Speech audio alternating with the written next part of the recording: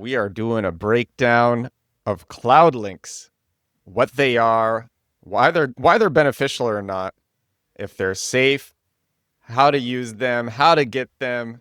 And we are joined by Jesper Neeson, who originally appeared on this show on episode 802, Entity SEO, Parasite Hacks, and Google Patches. That was a good episode. Thanks for coming back, Jesper. Thank you for having me once again. So we're talking about cloud links today.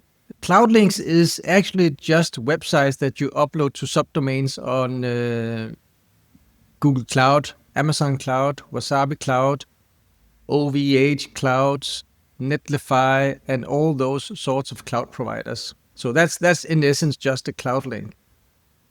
So the name cloud link comes from the fact that it's a standard website that you're actually uploading to a subdomain on a cloud provider. That's where the name cloud comes from. So it sounds mysterious and strange and scary, but in all reality, it's not. So the reason that we are actually using these cloud providers is that last time that I was here, we talked about Parasite SEO. And the reason that we love Parasite SEO is because we love to actually get the domain authority, to inherit the domain authority, which makes it easier to rank and which makes the outgoing links from the parasites stronger than if we were just starting with domain authority 1 and page authority 1 or 0. So the thing is with Amazon Cloud, for example, or Google Cloud, or Microsoft Azure Cloud, you actually start with domain authority 93, 94, 95. So that's the power of the root domain. So then you can create a static HTML page and upload it to this subfolder on this root domain. So the trick is that when you're uploading this HTML website, you actually allowed to define what is the name of this folder. And the name of this folder that you're uploading to will actually be the name of the subdomain. So for example, if you were to upload a static HTML website to promote compact keywords, for example, you could call it Compact Keywords is the best SEO course in the world, something like that. So then the subdomain would be called Compact Keywords is the best SEO course in the world .amazonaws.com, something like that. So what that means is that you're actually getting the chance to get keywords in the URL. You inherit the domain authority of the root domain, and you also get to create your own websites. So I'm using Yax for this that I created. Yax is a software platform to build these HTML websites. You can also build it in hand. I started out by building these. I actually have a template for HTML websites that I have, or that I used to use. Now I have Yax, but I used to actually do it in hand. So, filling out the keywords and the content and the body text and all of that, do it in hand, sitting in my code editor. But then you upload, and the good thing about this is that you control 100% the content. So I'm writing an article about compact keywords. I want to promote compact keywords. I want to promote my main website. You have a main website where you're talking about compact keywords, right? So you want to promote this keyword. So you write a very good article. You put it into this web page you're uploading to Amazon, uploading it, and then you're putting a do follow link that you're pointing to your website. What this means is that we know that the root, the base of the algorithm of Google is backlinks. Now we also have on-page and many other factors. But we know that in order to promote a website, you actually only need two things. You need good on-page SEO, and you need a lot of backlinks. When it comes down to it, that's the only two factors that you actually need. And Cloud Links takes care of off-page SEO. That was the essence. This method of marketing is so effective, I had to make sure it wasn't against Google's rules before I kept doing it. It's a form of SEO I call compact keywords. Whereas most SEO focuses on putting up articles to answer questions how, what, when, compact keywords focuses on putting up dozens of pages that sell to searchers who are actually looking to buy. These pages rank on Google and convert so much better than normal that when I discovered this years ago, I couldn't believe this was allowed. It's less work too. The average compact keywords page is only 415 words. Compact Keywords is a 13-hour deep course on getting sales with SEO. A customer recently said, "Each lesson is dense with information. You're giving years worth of experience boiled down into 15 to 30-minute lessons with no filler or fluff. I feel like I'm gaining a new superpower." Compact Keywords is about setting up an SEO funnel that brings you sales for years and years and years. It works with AI, it's less work than traditional SEO, and it makes way more money. You can get it now at compactkeywords.com. Back to the podcast. Is there a no index on one of these subdomains? No. Or is it blocked by the robots.txt? No. No. So there's no automatic no index. No. And there's no automatic blocking from the No. robots.txt. No. No, the way that it works is that for most of these cloud providers, you could actually sign up for either free or for almost free. For example, Amazon AWS, I think I pay $0.3 per month, and I have thousands of websites in the Amazon cloud that I use. So those of you that have actually used Amazon cloud, you know how cheap it is. And so these storage containers, they call them containers or objects. So these folders where you actually save these HTML websites, they don't take much. They don't take up much space, and so you don't get charged much for it. As I said, thousands of websites. In my case, I'm charged $0.3 per month, something like that. So that's nothing, basically nothing. And so that's the You said you have thousands of these subdomains. Thousands of websites in various subdomains. Yeah, I think. How are you putting them up in mass? Well, I'm using the Yax platform, YACSS, that I designed and programmed. So that's what I'm using. But you could, if you have the time and if you have the resources, I actually tried that not so long ago. You could actually go into ChatGPT now or Manus, which is probably the best alternative to ChatGPT. For this use case, you could go into ChatGPT, ask it to write an article about compact keywords is the best SEO course. Then it writes the article. Convert this into an HTML landing page. Then it converts it into an HTML landing page. And then you can grab that and upload it manually to Amazon, for example. It doesn't take long, actually. It takes a couple of minutes, 5 minutes, 10 minutes, for example.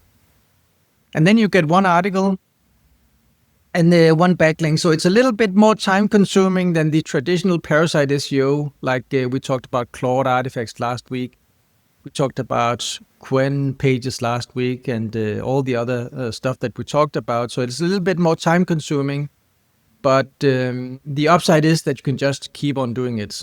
And there are so many clouds. I think in Yax, we have 23 cloud providers integrated. So it's Amazon, Google, Azure, Wasabi, Backblaze, and so on and so forth. So the idea isn't for the static HTML document to rank. It's for you to get a backlink from the root domain that it is on, which has very high domain authority. Exactly. Yeah. So how are you getting these? I mean, you still need to get these indexed. You still need to get the subdomains indexed. Yeah. How are you doing that? So it's actually the same procedure as with the parasite SEO properties. You do need to get them indexed. So you do need to use paid indexing services or share them on social media. For example, have an X account, have a Facebook account, have a Reddit account, your own subreddits. So write an article about compact keywords, best SEO course in the world, upload it to Amazon, and then share on your X, Facebook, and Reddit subreddit that you have that I wrote this article, go check it out. So it's just an article so that you just wrote. So but you do need to get it indexed. So what we're using it for is, in particular, we're using it for local SEO. It's super effective for local SEO because for local SEO, what's important when it comes to GBP rankings is the optimization of the GBP profile, the optimization of the landing page that corresponds to the GBP profile, and then reviews and backlinks. So 3 or 4 factors, roughly speaking. So these 4 factors. So when it comes to backlinks or spreading awareness of who your business is, what you can do very simply is you can write an article about your service and your business and the city that you live in. You can use ChatGPT to do that. Grab the map of the GBP. You just go into your Google Business profile, click share, and then take the embed map and place that into the article, and then upload this guy to the clouds. And if you do that enough times, you will see movements, positive movements of the maps rankings. So for me, it's very interesting that what we're seeing is that if you are embedding this map, and we're also doing other things with regards to the Google Business Profile, such as driving directions, and we're embedding reviews and pictures and photos of the Google Business Profiles.